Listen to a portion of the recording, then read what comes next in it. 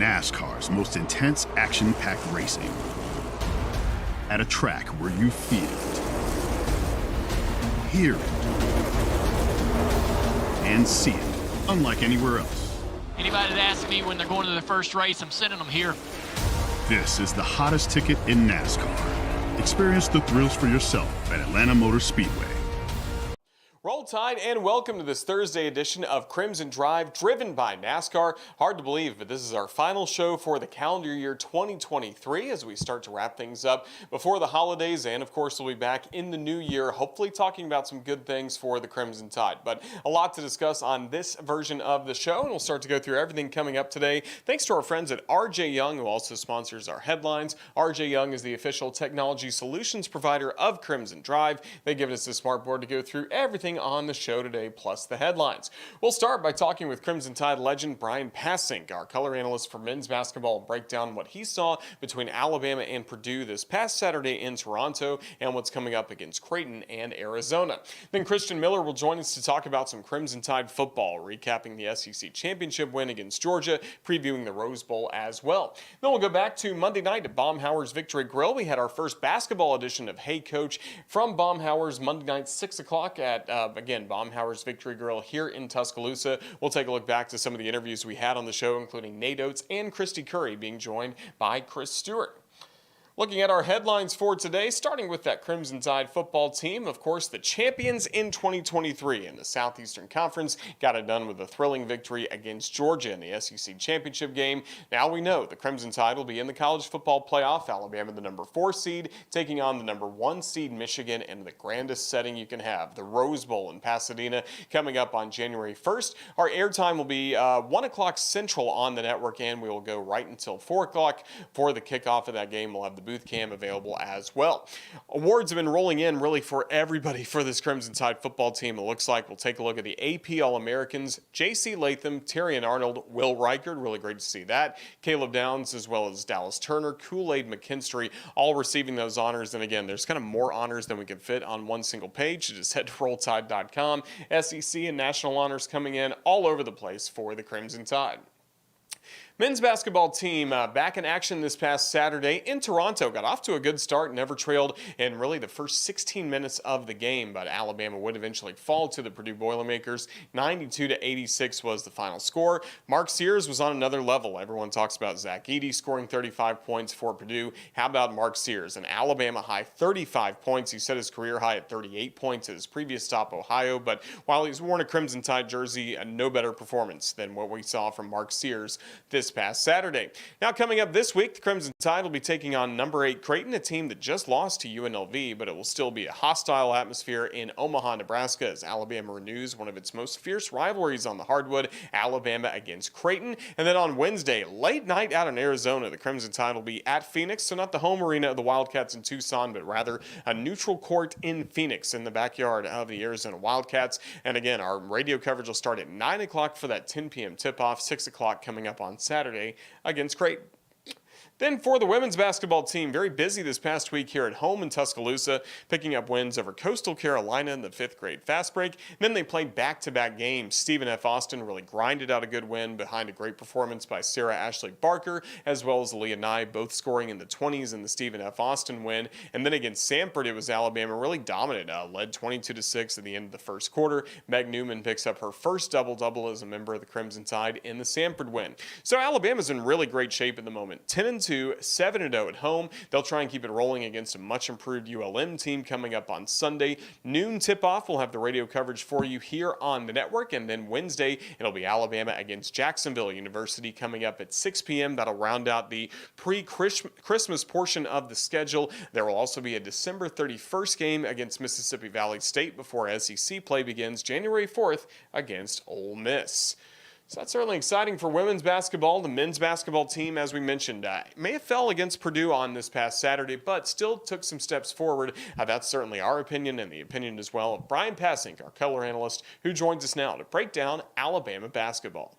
Talk about the Crimson Tide's recent trip to Toronto and now coming up Omaha, then Phoenix. Bryan Passink, you're getting a lot of air miles recently. How's everything going?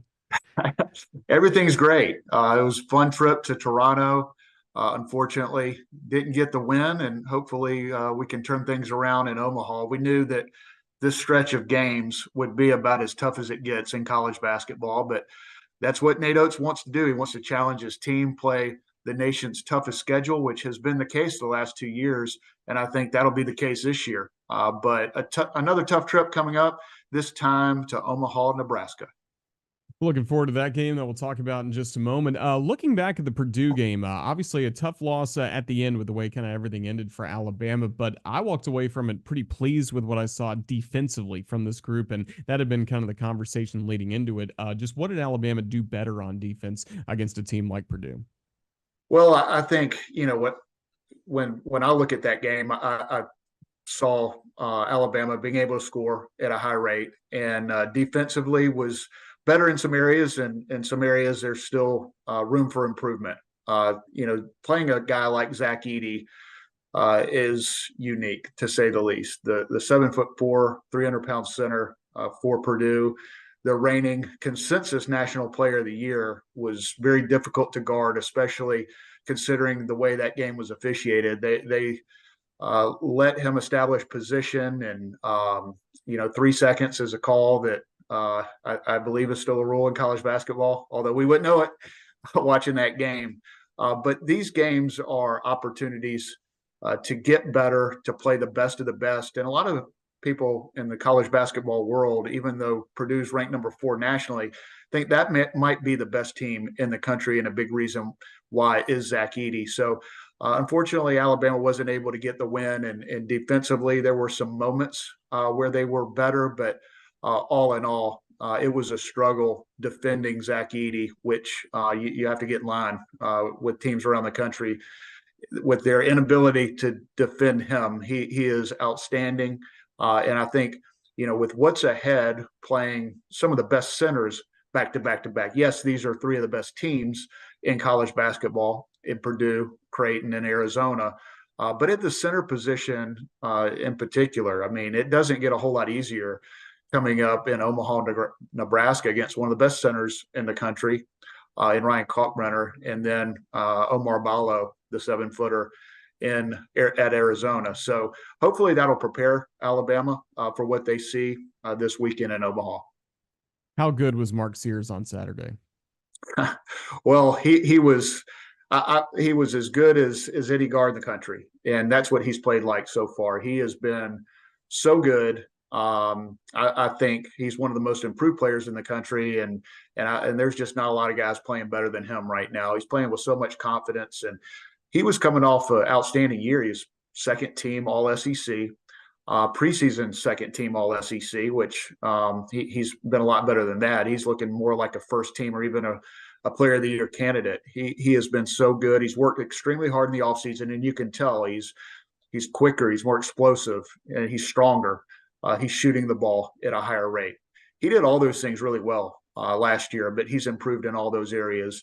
Hard work pays off, and Mark Sears has put in a lot of hard work, and it is absolutely paying off right now. He's one of the best guards in college basketball. What have we learned about the depth of this team? Because so many players are able to come in, you either knock down a three-pointer, play some good defense at moments. So what have we learned kind of about the depth and the rotation that Nate Oats might like to have moving forward? Well, I mean, this team does have depth, and they've needed it with a couple guys, the starting centers in foul trouble. You had Mohamed Wagi and of course Nick Pringle. Both of those guys were in foul trouble all game long, and ended up fouling out. Jaron Stevenson is a player that didn't have his best game, but he's a freshman that's going to get better and better as the year goes on. And then Grant Nelson, of course, maybe not 100%. It was great to see him out there after a little bit of a leg injury against Arkansas State. We didn't know what his status would be, but he looked good, and it was good to have him available. So I think depth is a strength of this team, and when you have injuries over the course of the season, which are inevitable, and foul trouble, which happened Saturday in Toronto against Purdue, that is very important, and I think it's going to pay dividends down the road. For the last 4 years, obviously, we knew Nate Oats, head coach, and we knew his assistant coaches as well. Really got to know them and their styles and how everything kind of blended together for Alabama basketball. This season, thankfully, still have Coach Oats, but 3 new assistant coaches. How have you enjoyed getting to know Ryan Pannone along with Austin Claunch, Preston Murphy, and kind of watch them in practice and see their style and how it blends with Coach Oats? Well, they're really, really, really good. I mean, these are 3 guys that are as good as it gets in terms of assistant coaches in college basketball. And I mean, 2 guys that have head coaching experience. Ryan Pannone at the G League level in the Pelicans organization. He was an sitting assistant NBA assistant coach, which is typically not the case where a coach goes from a really good organization like the New Orleans Pelicans as an assistant coach to the college level, but just shows you how attractive working with Nate Oats is in this Alabama program right now.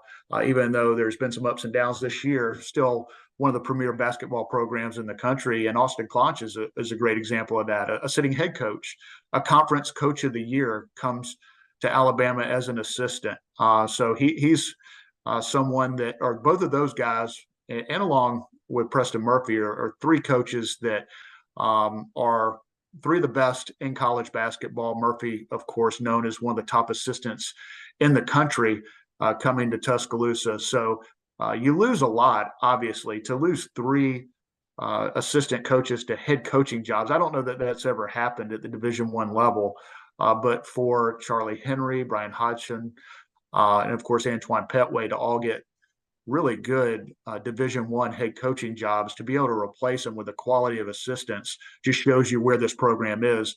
I mean, recruiting is vital to the success of a program, but we think of it in terms of being able to attract the best high school players in the country, and also nowadays the best transfers in the portal to your school. And Alabama has been able to do that, but also if you have a weak staff, you're not going to win a lot of games. And Alabama has an extremely strong staff, and Nate Oats has been able to recruit 3 of the best assistant coaches in the game. Well, it's an important week for the Crimson Tide, finishing up final exams. And then, as you mentioned, that tough game coming up in Omaha against Creighton early next week, against Arizona as well. Just as we think about this Creighton team, and I know we're still a few days out, but what's going to be most important for the Crimson Tide coming up on Saturday? Well, I mean, it starts with defense, and that's been a focus in practice and in games, and they've been up and down in that area. Offensively, Alabama has been incredible, led by Mark Sears, of course, coming off a 35-point performance against Purdue. Number 1 offensive efficiency team in the country is Alabama right now, but 87th in defense. So that is a number that needs to be improved. I believe it will be, but they will be tested against one of the best offensive teams in the country in Creighton. The way that the Blue Jays shoot the ball from the perimeter, Baylor Shireman can really play inside and out. This is an outstanding team, especially at home. This schedule is so tough, but this may be these next 2 games may be 2 of the toughest on the schedule, at least from an analytics standpoint. This 3-game stretch is the toughest individual 3 games, all back to back to back. But going to Omaha, Creighton is always good at home. They're a top 10 caliber team, a team that can absolutely go to a Final Four and compete for a national championship. So if you can compete with teams like this, which Alabama definitely competed against Purdue, unfortunately didn't win the game, but hopefully you can get over the hump. It's going to start on defense and continue to do what you're doing on the offensive end, because that has been a bright side for this team, one of the best offenses in college basketball. And hopefully that'll continue against a team in Creighton that, yes, their offense is really good the way they shoot the ball, but they defend at a high level. I believe they're top 10 in defensive efficiency in college basketball as well.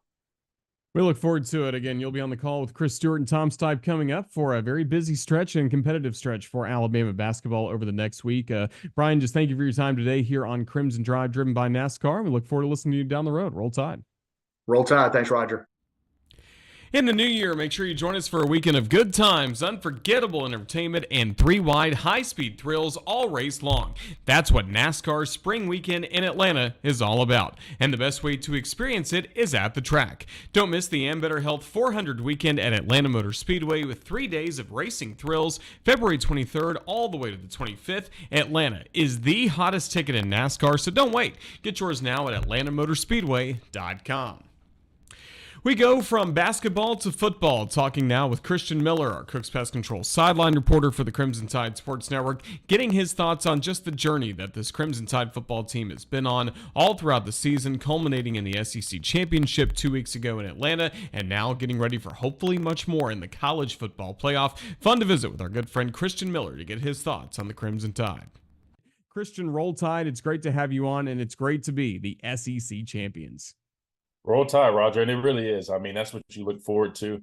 And obviously, we got our sights are now on the national championship and the college football playoffs. But I'd like to, take a step back and really enjoy this because, earning the SEC championship, reputation and honor is a really big deal, right?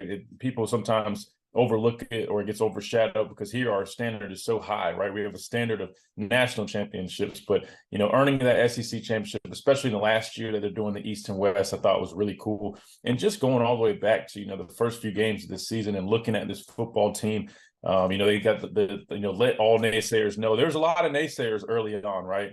Things were, we were trying to figure ourselves out as a team. People were trying to figure out, hey, what is this team going to be? And ultimately, they figured themselves out and they ended up being crowned SEC champions. So you got to tip your hat to the coaching staff and these players for really, doing what it took necessary to make those strides and those leaps of progression to get to where they're at, and that's being crowned the 2023 SEC champions.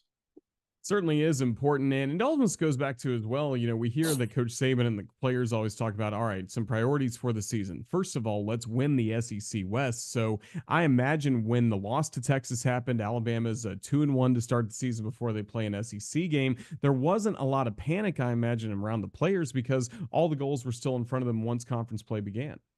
Exactly. Yeah. That's why you just got to, trust everybody in the locker room. You can't listen to the rat poison or, with the media, like, people like me, right, in the media are saying, even though I was behind them 100%, but, there were a lot of naysayers, but you're right. That loss to Texas, since it was out of conference, they still had all their goals in front of them. And so as long as you, get everybody together and trust and believe in each other and just know that, look, you can still go out there and accomplish everything. It's not going to be easy because the SEC is a gauntlet, right? The SEC, especially the West. You've got to play some really good football teams, but they took it one game at a time, which is exactly what they needed to do. And ultimately, they ended up being successful. Do you like the fact that this group is so battle tested, especially compared to some of the recent teams that Alabama's had? I mean, you go back trailing against Ole Miss, trailing on the road against Texas A&M, Tennessee. The LSU game was back and forth. They had to kind of grind it out against Arkansas, and then obviously the 4th and 31 play against Auburn. I mean, this group's seen really everything by this point of the year. It really does. I mean, it's important as a football team to really go through that adversity. And then with them going through it early, they got to kind of get hit in the mouth and understand what it's going to take for them to make those necessary changes. But yeah, going into the playoffs, you're right. I mean, they faced the adversity, with Texas at home. They had a hard-fought game against USF, and they went through the gauntlet of the SEC West, playing some really good football teams, defeating Ole Miss, LSU, Tennessee, and then ultimately a really good football team in Georgia, right, just to be crowned SEC champions most recently. So going into the college football playoffs, you got to be very confident, right? Just knowing the growth and improvement that this team has made throughout the season. You just got to carry that into the playoffs. Now, you are going to have a lot of time off, right? Guys are probably at home as we speak right now. They'll start getting back into town and getting ready to get back into practice mode here shortly. But that's going to be important just to kind of get back in that football mindset. But ultimately, we always used to coin this, this is a new season, right? It's the start of a new season. Everything that we did before is great. We want to be proud of our accomplishments and the wins that we racked up during the season. But now the playoffs is a whole new season, and it's a 1 week at a time season because you got to win this game to continue on.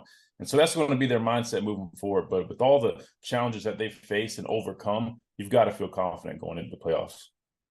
Certainly do. And let's talk about your specialty defense going back to the SEC championship game against Georgia. A very good first drive for the Bulldogs. Quickly down the field, Carson Beck 4 for 4. They get ultimately a touchdown. A lot of Alabama fans were maybe panicking, but then after that, the defense played so well. I just want to get details about the adjustments this defense made after Georgia had that first drive. Yeah, and that's a great question because we heard Coach Saban speak about this. Roman Harper, former Alabama defensive back, had asked him a really good question about those adjustments. And I think this is just a testament to the adjustments that these coaches have made all season long. We've seen this throughout the regular season, but basically what happened was the defense we were playing was more of an odd front, and the way Georgia was moving things around, it was requiring us to kind of get our guys spread out and move them out of position. We weren't as stout up front. And so when we went to more of that traditional 4-down front, we saw the defense was a lot more bolstered. They were a lot more aggressive. And that made it a huge difference schematically. But ultimately, Roger, I just thought we went into this game and playing relentless. We looked like the hunter. The game prior, we faced Auburn. It's a rivalry game. We gave up some yards on the ground. We just didn't have the right physicality, in my opinion. But in this game, it was totally different. We were back to being dominant up front. Guys were being physical. They were shedding blocks. We were aggressively pursuing the football. We saw guys flying from the back end and making big plays. And so that really was the story for the rest of the game. I mean, you look at the defense throughout the game, they came up with some really key stops, and they really didn't allow much. We shut down two of their best players in Ladd McConkey and Brock Bowers. Granted, those guys were a little beat up, but it doesn't matter. They were still out there. They had to play, and they didn't do much. And so those are going to be the keys to the game, shut those, big time guys down and really be aggressive and physical and relentless. And that's exactly how this defense played. And anytime you as a defense, you're playing relentless and aggressive like that, and you're bringing it to them, you're going to make it difficult for the offense. And that's what we saw in the SEC championship game. Just how good right now is Alabama off the edge? I think we talk about it a lot if there are a lot of sacks, tackles for a loss, but when Alabama is able to get pressure on the quarterback from the outside, I mean, just how much does that make things easier for this defense? How big a role has that been for Alabama this year? Oh, it's crucial, Roger. You always want to make the quarterback uncomfortable. And it's not always even about the numbers that you see, about the number of sacks, even though we have a really good number. We're, one of the top teams in the country in producing sacks. Dallas Turner has 9, Chris Braswell has 8, Justin Boyd and some of those interior guys aren't too far behind them. So we're doing a really good job of putting up those numbers, but even more so just affecting the quarterback. It's imperative that you collapse the pocket, right? You're creating that cage for a quarterback, and that's what we've been seeing. Let's keep talking about Dallas Turner because, again, he's made so many things happen. He's still playing that fast physical style that Coach Saban likes to see. He really is. He kind of sets a tone for the defense. Dallas Turner is one of those guys that, he plays physical, right? This guy is always flying around, and not just, when he's setting the edge or rushing the passer, but you watch his motor, Roger. I've seen this guy, track plays down, way down the field. I mean, he's just relentless. He's going and going. He plays with a lot of passion. And a lot of guys feed off of that. And so I think he's, one of the stronghold pieces of this defense. And a lot of guys feed off his energy. And so it always helps to have a guy like that. He's a leader on this football team. And, the guy can pretty much do it all. We thought Will Anderson was, which he is. He's that guy. Then you got another guy, Dallas Turner, who's, filling those shoes quite well, right? I mean, same thing. He can pass rush. He can drop in coverage. He can set a physical edge. So just been really impressed by Dallas Turner, and the sky's the limit for him. I think he's still improving. I think, he's got so many pass rush moves, but he's still fine tuning them, and he's only getting better and better. So I'm glad we've got him on our team. That's for sure. Absolutely. So it was a fun Saturday night just over a week ago. Alabama wins the SEC championship. Then we're waiting for the college football playoff final seedings and an announcement to be revealed the next day. How confident were you that Alabama would be among the Final Four teams selected? And then what was that feeling like once you saw that script A flash across the screen and you knew we were going to the Rose Bowl? Roger, I wish I could say that I was as confident as ever, because here's the thing. I in my opinion, look, it's the top 4 teams, the best 4 teams. And no doubt in my mind is Alabama a top 4 team, which we know that now for sure, or at least the committee confirmed it for us. I knew that. Everybody knew that. We were hoping the committee would feel the same way. I just was a little worried because I've seen how they respect that O, right? And we saw Clemson. We know that and no disrespect to the ACC, but they're not the SEC by any means. But we've seen that if a team like Clemson can go undefeated in that conference, then they respect that and they normally, hold them into a high regard.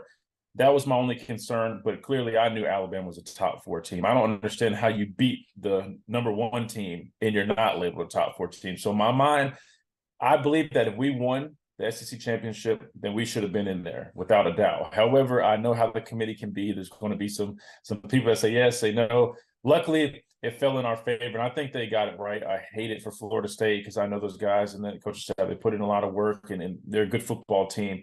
But when you look at this Alabama team, Roger, I mean, I don't know how you deny them that spot. I mean, we're talented. I mean, our loss is only to number 3 Texas, right? Other than that, we've got some very impressive wins. I think at least 4 top 25 wins. Then you knock off the number 1 ranked Georgia Bulldogs, who haven't lost in 29 games. We snapped that winning streak. So those are my thoughts going into it, but I was praying that the committee would see it that way as well. And luckily they did. And, to answer your question about my reaction, I'm not going to lie. It was kind of similar to the mill throw reaction. I was the last couple of weeks, this Alabama football team has kind of pulled me out my shell, Roger. Normally I'm kind of just laid back and relaxed, but they've had me, on the edge of my seat, and I saw that reaction. I was fired up, man. I mean, I was so happy for these guys because they put in so much work, and to see them work their tails off just to earn this opportunity, and for them to be given that opportunity, because that's what it is. It's a very special opportunity. Now we got to go and take care of business, but they've earned that opportunity with the relentless time and effort that they put in this season, and I'm just so happy and proud of them. And I can't wait to see what they do in the Rose Bowl because I think it's going to be a fun one. Certainly should be. The journey continues to Pasadena. Well, Christian Miller, thank you so much for joining us here on Crimson Drive, driven by NASCAR, to share your thoughts on Alabama football. We'll catch up again very soon, hopefully talking about more wins for the Crimson Tide. But thank you, sir. Roll Tide. Absolutely, Roger. Roll Tide. NASCAR's most intense action-packed racing at a track that's built to thrill you all weekend long. It's the hottest ticket in NASCAR, and it's only at Atlanta Motor Speedway. We continue on Crimson Drive, driven by NASCAR, as we made the transition from the football version of Hey Coach and the Nick Saban Show on Thursdays at Baumhower's Victory Grill here in Tuscaloosa to now Monday nights, Hey Coach with Chris Stewart, and he was joined this week by Nate Oats and Kristy Curry talking about Alabama basketball, an exciting time for Crimson Tide basketball. And first of all, we'll bring you a replay of Chris's conversation with Nate Oats, the head coach of the Crimson Tide, details Alabama's trip to Toronto, plus looks ahead for this really tough challenge that we talked about with Bryan Passink earlier. You have to go to Creighton on Saturday, and then after that, Arizona next Wednesday. Here's more from Chris Stewart and Nate Oats. You talk about playing this schedule to help prepare you not only for the SEC, but for the NCAA as well, Coach. But it's playing Purdue and who you've been playing up until this point really helps prepare you for the next couple of games, doesn't it? Because you've got 2 very good tests coming up, actually a third when you factor in your game just before the Christmas break. Yeah, no, we've got, we want to schedule tough teams because we want to prepare ourselves for SEC play. We want to get so many, problems, if you will, exposed so that we can get them solved. Do we have problems guarding ball screens? Do we have, and we want to play teams that expose you when you make mistakes. So I think we've been exposed a little bit. We know what we got to work on. Our guys are getting better. We're working on it. And, you go back 3 years ago when we won the SEC regular season and tournament both for the first time. We had some losses in the non-conference that we probably shouldn't have had. Lost the bye game to Western Kentucky. And, we try to schedule good teams, expose ourselves, and then get the weaknesses figured out. So, I think we're in a good spot. I think we can go on a run. We got to get our defense better. Let's talk more about this squad and the fact that you brought in 9 new players on this roster. It was amazing that you put together a group as well as you did on paper. And I know they're not doing what all you want on the defensive end, but you've clearly assembled one of the most incredible offensive teams in the nation right now. And that, Coach, I know is significant given that they are so new. There's a lot of teamwork involved, or your team's not as successful as they are on that end of the floor. Yeah, and we spent a lot of time on offense in the summer and the fall, and I think the chemistry's there. The ball's moving. We've got talented guys that are really good kids that want to see each other succeed. Look at our game against Purdue. We had 20 assists. I mean, that's the ball's moving pretty well, and you're not able to get. They had 22 assists, but they also had Edie to throw it into. They got a lot of assists to him. So I think offensively we've been pretty talented. Defensively, it's going to come. We didn't start on the defense till official practice really started, so we're probably a little behind there. No question about probably we are, but the group is great. I think they're super talented, and I think that they want to do well, and they're working on fixing our deficiencies right now. So, I like our group. I think our assistants did a good job going in the transfer portal. We did a good job keeping the signing class that we had. So, testament to the assistants on their way out and the new assistants coming in both. All right, Coach, let's go to the phones and bring in the man himself. It's not, hey, Coach, if we don't hear from Pee Wee. Pee Wee, what's going on, buddy? Chris, how you doing, buddy? Good, thanks. Coach Oats, how are you, sir? I'm good. It was nice meeting you in person finally. Was it a month or so ago? Yes, sir. After Nick noon, it certainly was a very pleasant surprise. Coach, if you would, talk about Mark Sears and the role that he has taken this year as in the leadership role, because his intensity during the game the other day was at a level that I hadn't really seen, and it lasted the entire game, all 40 minutes. If you would just talk about it. No, we need him to be a leader. He's been the guy that's played in these big games. He was on the team last year, produced. He's our leading returning scorer. He's our second leading scorer behind Bryan last year. And he wasn't the most vocal kid last year, but we told him he needs to be more vocal. He's been in these games. He knows what it takes to win.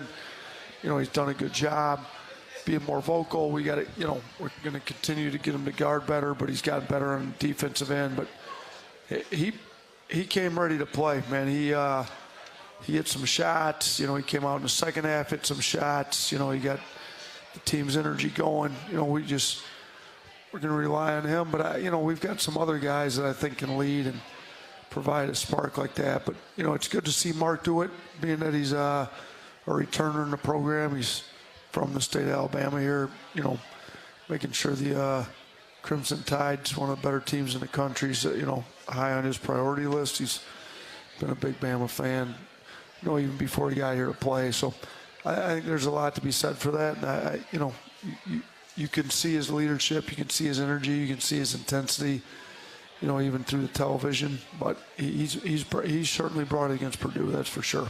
Can you tell me about what we're going to see in these next two ball games when you play the likes of Creighton and Arizona on the road?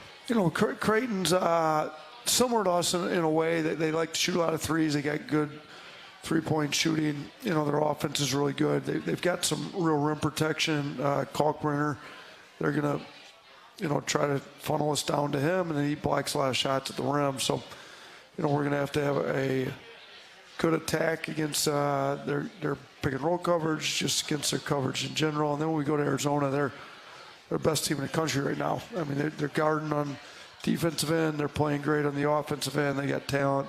Obviously, Jaden Bradley's there this year that was with us last year. So Caleb Love transferred in there. He's, probably their most talented kid.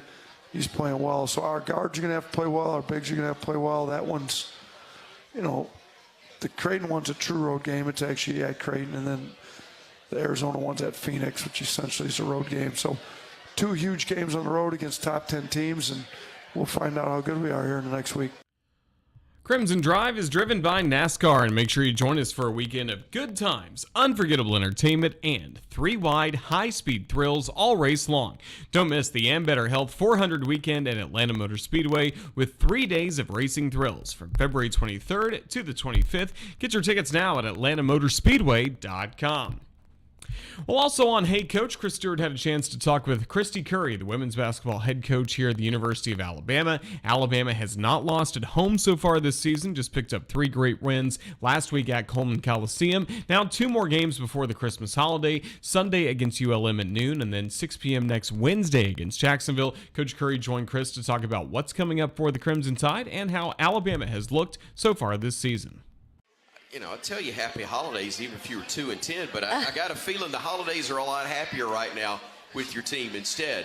Definitely. You know, we just want to finish the holidays strong. You know, it's a little bit different mindset for coaches this time of year, and trying to make sure that we have our families taken care of, and the holidays are very important, but also our team. And you know, our goal is to be, you know, have 13 wins headed into the SEC. So if we can get these 2 before Christmas and get that one on New Year's Eve, we'll be right where we want to be. So we're excited about this team and who they can become. You know, that's the joy of coaching, is to see what they can become, and we're really excited about them.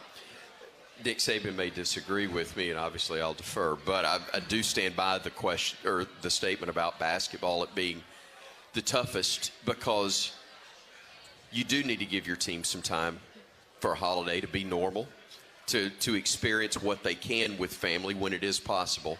But at the same time, you're in the meat of things. I mean, you're in the heart of this season and trying to get ready for the start of conference play. That's got to be a very tough line to walk in terms of building that schedule. It is, and you know, I think with you know, when you talk about family, a lot of people talk about it, but do you really mean it? And you know, we feel like we do a really good job with our players of making sure they do have that family time over the holidays. And we'll finish up on the 20th, have 6 days at home and not come back to the evening of the 26th, have a quick little workout, and then you know, we jump right into the SEC right after that. So it's always been different for me. You know, I've been a head coach for 25 years, and you never ever, you wish you always had more time, but try to understand that you don't bring them back on Christmas Day. And, you know, a bunch of girls, and family really is important to us. So we're excited about 5 days, because I've had less than 5 days before. So, but we're going to do a really good job. You know, we're going to get out in the community here upcoming and spend some time with each other. Got a Christmas party at the house Friday night, and we'll go out to the Salvation Army and to Capstone here coming up, and just try to spend some time together beyond the court as well, and continue to work on our chemistry. How much more does it help you to understand the things you want them to be involved with locally, given the fact that you have been in this community for quite a while now, and it is your home?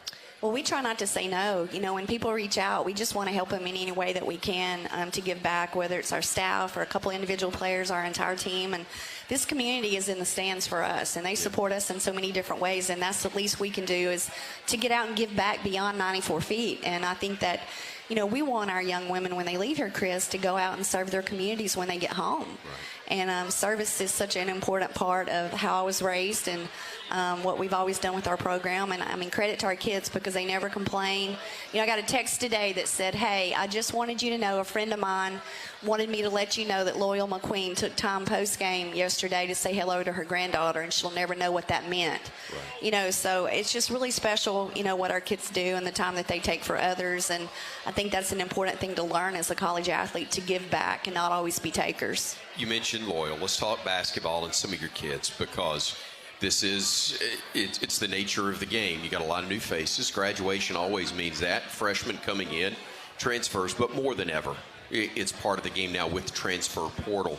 So talk about some of the young ladies that are with the roster now. We've already met Sarah Ashley, or talked about her a little bit, but what this team's been able to do and who they are to be able to put themselves in the position they have at 10-2. No doubt. You know, and right now we're fourth, you know, as far as the net rankings are, and our preseason schedule hasn't been easy. You know, the big win over Louisville, and the road wins we've had, the home wins, and really excited because what this group has done, and I feel like we've spent, honestly, I think you spend more time in coaching now working on chemistry and it being about the front of your chest and the back, and how can we build that? You know, the X's and O's, and everyone's talented, but the separator is, you know, how much do they really care about Alabama, and how much do they care about the front of their jersey? And we feel like we spend a lot of time with that now, with the transfer portal and the instant gratification, and blending the old with the new, and how quickly can we do that? Because it's no longer where freshmen become sophomores and sophomores become juniors, and the progression of what you have on your recruiting board. I mean, so much can happen so quickly, and we love this team and the selflessness. And you just talked to Sarah Ashley. I mean, her leadership is unbelievable. And, her love for Alabama, Loyal McQueen, Aaliyah Nye, Gianna Cunningham, Carly Weathers. Our 5 returnees are really special. And they've done a great job of being selfless and bringing in our 6 new faces and really helping them understand what we're about and what our culture's about. Yeah, did you do this like Nate has talked about? He had an extra scholarship and said, you know what, I've got the roster that I like. And rather than, having additional guys that may not fit in the mix and you have to deal with that playing time, with the portal, developing a kid over 5 years, not that it never happens, but it's not the same. So is that one of the reasons why your roster's kind of where it is? It is to some degree. I think it's really hard to keep more than 10 or 11 happy anymore because of the portal. But I also say we have 10 of 11 that can return. Dejanay Berger-Williams is the only one that's truly in her 5th year. So we hope all 10 will be back. And then we just signed 3 really outstanding, talented freshmen here in November. So we would, immediately have 13 on our team next season. Right. And then we'll leave a couple open for the portal. But, we're excited. The recruiting's going unbelievable. The culture's in a really great place. And, we're putting ourselves in a position year in and year out to get 20 wins and compete for an SEC title and get to the NCAA tournament and back to back and back. And that's what we've wanted to build this to. And there's a lot of excitement right now. We've had some great crowds, too. I appreciate everybody that's been coming out to support us. Really great to hear from Kristy Curry and Nate Oats from last Monday's edition of Hey Coach, presented by Alpha Insurance. It's time to take a look at what's coming up across the Crimson Tide Sports Network. As always, our upcoming schedule is brought to you by Wickles Pickles. They are wickedly delicious. We always have the pickle chips, the relish with us here on set in Tuscaloosa. You can find out so many more great products and see how they can help your holiday celebrations or your tailgate for the Rose Bowl. All of that available at WicklesPickles.com. Let's see what's coming up across the Crimson Tide Sports Network. Well, next up is basketball. We're really excited for what's coming up on Saturday for the men's basketball team at Creighton, a top 10 matchup again for Alabama. And coming up, our coverage will start at 6 p.m. across the network for that 7 p.m. tip-off from Omaha. Then on Sunday, it'll be an earlier start for the Crimson Tide women's basketball team, the Normal, home at noon against Louisiana Monroe. ULM off to a great start this year, so another good test for the women's basketball team. Radio coverage will start at 11:55 coming up on Sunday. Plus, join us for Courtside Cam available right where you're watching the show right now. Either on the Crimson Tide Sports Network Facebook or YouTube channels, we will have the Courtside Cam streaming live thanks to our friends at NASCAR, also the presenting sponsor of Crimson Drive. We'll have that coming up for Sunday. We'll also have a camera available for Hey Coach with Nate Oats coming up on Monday night from 6 to 7 at Baumhauer's Victory Grill in Tuscaloosa. We look forward to another edition of Hey Coach, and then that show will be taking a bit of a break as well over the next 2 weeks, and then we'll be back coming up in January. Wednesday will be some of our final basketball before the Christmas holiday. The women's basketball team will take on Jacksonville coming up at 6 p.m. here at home. The men's team, a late night game against the number 1 ranked team in the country, Arizona, coming up at 10 o'clock on Wednesday night. Also worth noting, the men's team will be back for one game next Saturday as well against Eastern Kentucky, but the women's team, this will be their final game before the Christmas holiday before they return on December 31st at home against Mississippi Valley State. So much more available on all of our social media platforms. Make sure you follow us. We'll have plenty of clips even before the Christmas holiday, and gearing up for the Rose Bowl. We're going to be active as this show, Crimson Drive, driven by NASCAR, won't be back until the new year, 2024. On January 4th, we'll be streaming live again, coming up at 2 p.m. on Thursday, January 4th, but we certainly hope you can follow us for the latest on everything coming up from not only Tuscaloosa, Omaha, Phoenix, but also Pasadena. That's your Wickles Weekend Update. And again, that's going to wrap up this edition of Crimson Drive, driven by NASCAR. Huge thank you to our guests, Bryan Passink, Christian Miller, plus Nate Oats and Kristy Curry with Chris Stewart from earlier in the week on Hey Coach, presented by Alpha Insurance. Thanks as well to Ethan Carabin for producing this show and putting it all together. Thanks to you for watching. Again, this is the last time we're going to be with you in the calendar year 2023, but it's certainly been a lot of fun to go through the journey of this Alabama football season, plus everything coming up with Alabama basketball. We look forward to being back with you for Crimson Drive, driven by NASCAR, coming up on Thursday, January 4th, 2024. Until then, make sure you have a happy holiday season and roll Tide.